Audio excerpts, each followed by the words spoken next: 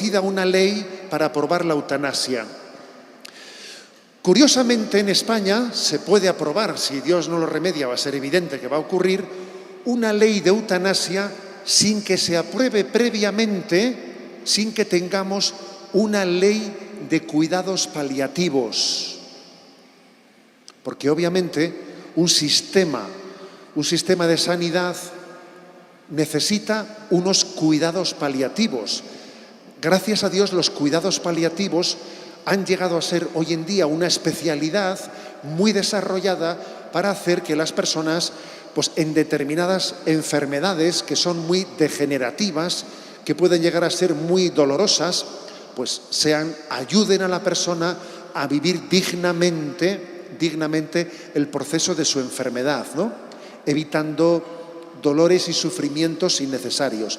Pero claro, a un Estado le sale mucho más barato recurrir a la eutanasia que no a una ley de cuidados paliativos. La ley de cuidados paliativos requiere una especialidad médica, unidades del dolor, programas de acompañamiento a familiares y a pacientes, etcétera, etcétera.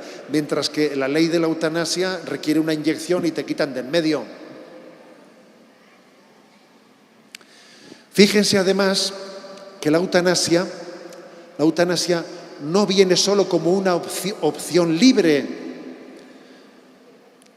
porque sabemos perfectamente que lo que en principio se presenta como una opción libre, con el paso del tiempo acaba siendo una opción obligatoria. ¿Recuerdan ustedes el caso del niño de Alfie Evans en Inglaterra? Cómo a sus padres se les impuso la muerte de su hijo por sentencia judicial. Y eso ocurrió en Europa.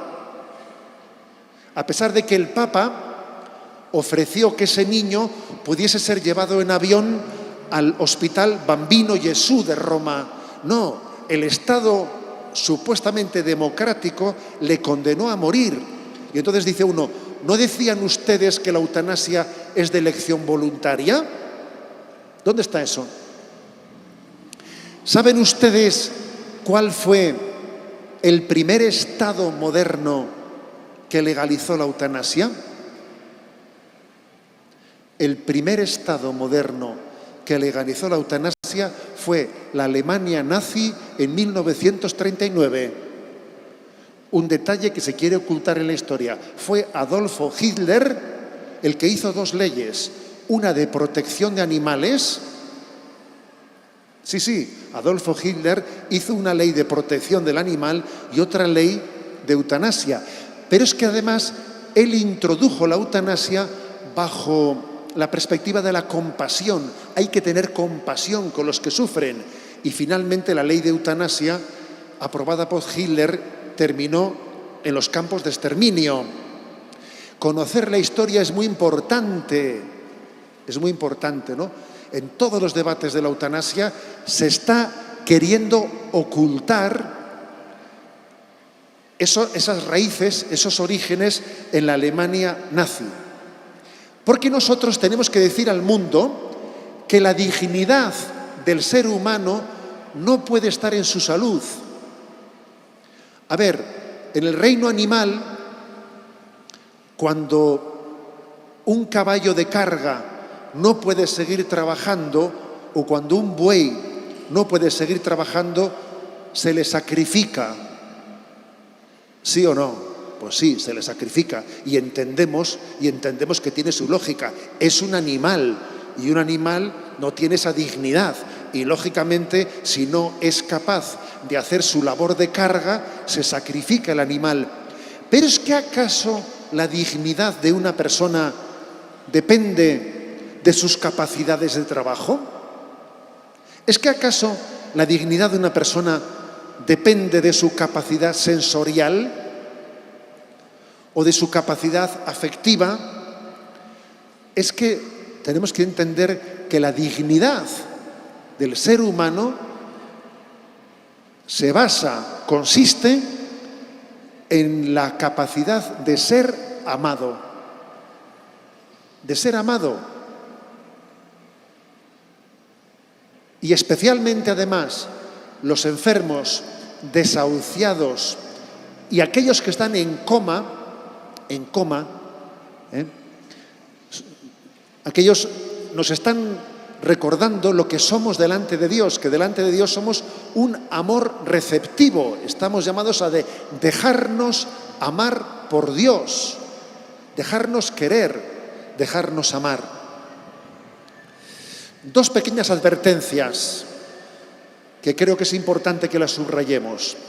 Primera advertencia: a veces, sin darnos cuenta, nos hacemos un poco cómplices de esta mentalidad cuando las personas mayores, y seguro que pues más de uno de ustedes lo habrá dicho sin la más mínima mala intención, dicen, ¿no?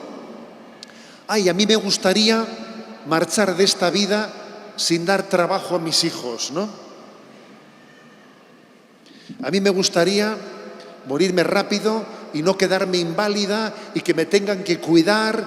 ¿Eso no es cierto acaso que le hemos dicho? Cuidado con eso, cuidado con tal cosa, porque se entiende que eso está dicho con buena voluntad, pero es un error, porque detrás de eso se esconde esa filosofía de si yo me quito de en medio, soy una solución.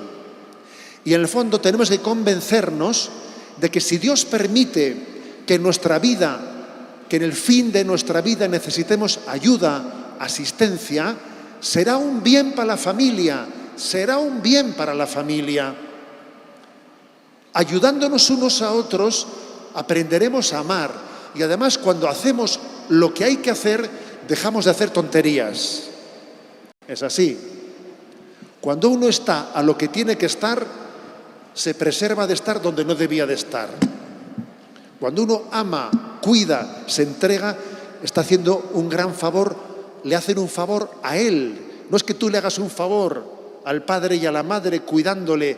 Él te hace un favor a ti. Por eso, cuidado con ese aspecto.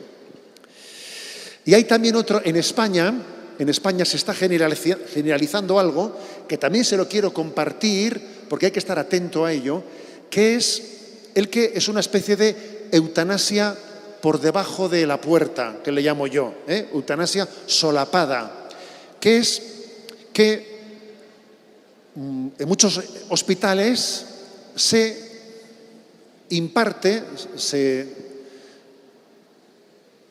el momento final de la vida de un enfermo va siempre de la mano de una sedación definitiva. Y claro que es verdad, una sedación que es tan fuerte que ya le deja al enfermo absolutamente ya inconsciente. Es una sedación tan fuerte que ya no puede retornar cuando se le pasa el efecto de la sedación a volver a tener conciencia. Y claro, es verdad que puede ocurrir que en alguna enfermedad determinada haya unos dolores tan fuertes que justifiquen ese tipo de sedación tan fuerte. Pero lo que estamos observando en España es que muchos hospitales, independientemente de qué tipo de enfermedad tiene alguien, muchas personas ya mueren absolutamente sedadas. Y se les dice a la familia, mañana a las 4 ya le vamos a sedar, si quieren venir a despedirle, vengan antes. Y en el fondo es una eutanasia solapada. Claro, eso está ocurriendo. Antes de aprobarse la ley, ya se está poniendo en práctica de otra manera. La sedación tiene una razón de ser, que es la de aliviar los dolores y los sufrimientos. Pero la sedación no puede utilizarse, para que no se dé cuenta que se va a morir, vamos a sedarle. Pero hombre, ¿pero qué es eso? Tenemos que estar, por lo tanto, atentos, ¿no?, a los recursos abusivos e injustificados, ¿no?, a esa sedación definitiva. Cuando Hitler aprobó aquella ley de eutanasia, diciendo que además lo hacía por caridad y por compasión, hubo un arzobispo que era el arzobispo de Münster, en Alemania, Clemens August Graf von Galen, se llamaba él, ¿no?, que está beatificado por Benedicto XVI. Benedicto XVI le beatificó a ese arzobispo, que le llamaron el León de Münster, y juntó a todos sus seminaristas, que todos eran muchos, los juntó a todos, se revistió de arriba abajo con mitra, con báculo, etcétera, y con todos revestidos, e hicieron una procesión desde el Palacio Arzobispal, una procesión hasta el ministerio, ¿no? El ministerio nazi, para protestar por la ley de la eutanasia, diciendo que los débiles tienen que ser protegidos. Benedicto XVI le llamó, recordó que el nombre popular era el León de Münster, por su valentía, porque rugió. Y rugir ante Hitler era difícil, ¿sabes? Rugir ante Hitler requería mucho valor. Si nosotros callamos, gritarán las piedras. No nos podemos quedar callados ante la pinza de la desesperanza, ante el aborto, la eutanasia y una sociedad que pierde el rumbo y desespera de transmitir la vida y cae en el antinatalismo.